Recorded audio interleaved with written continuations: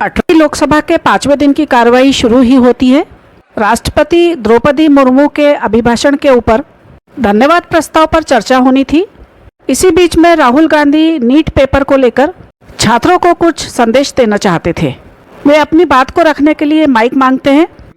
Speaker Om Birla कहते हैं, मैं माइक को बंद नहीं करता हूं, मेरे पास यहाँ किसी तरह का कोई बटन नहीं है।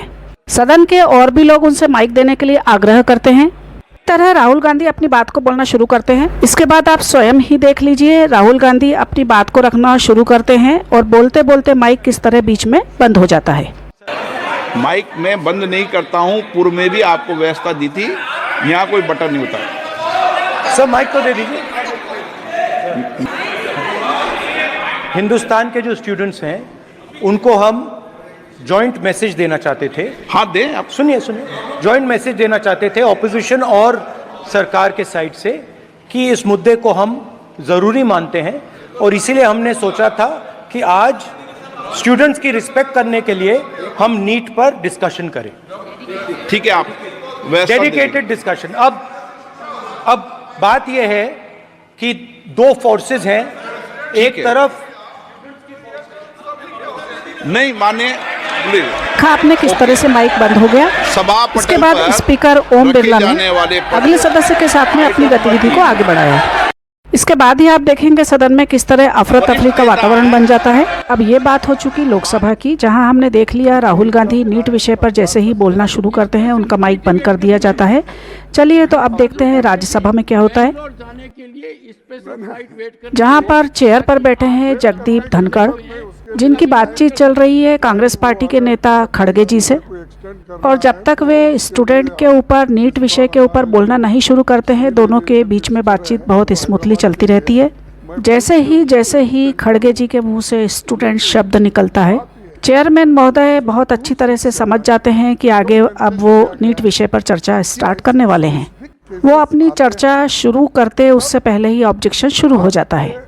तो आप स्वयं ही देखिए कि स्पीकर और मल्लिकार्जुन खड़गे के बीच में जो बातचीत चल रही थी, डिस्कशन किस तरह से बंद कर दिया जाता है, चर्चा किस तरह से रोक दी जाती है। आज स्टूडेंट्स बहुत परेशान है। नीट का एग्जामिनेशन बार 7 साल में 70 आप सुनते जाइए, अभी तक के खड़गे जी बोल रहे हैं। स्पीकर महोदय कहते हैं nothing will go in record.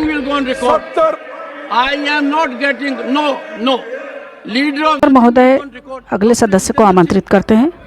Lok Sabha में जब राहुल गांधी को बोलने का मौका नहीं दिया जाता है, उनके माइक को बंद कर दिया जाता है, तो हुआ ये कि कैसे भी वे अपनी बात को स्टूडेंट तक पहुंचाना चाहते थे।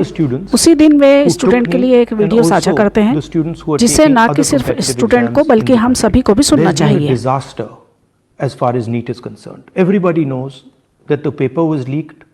People made thousands of crores of rupees, and the students were hurt, were damaged. The students studied for years. It's their dream, their aspiration to enter the medical field, and that dream and aspiration has been destroyed and ridiculed.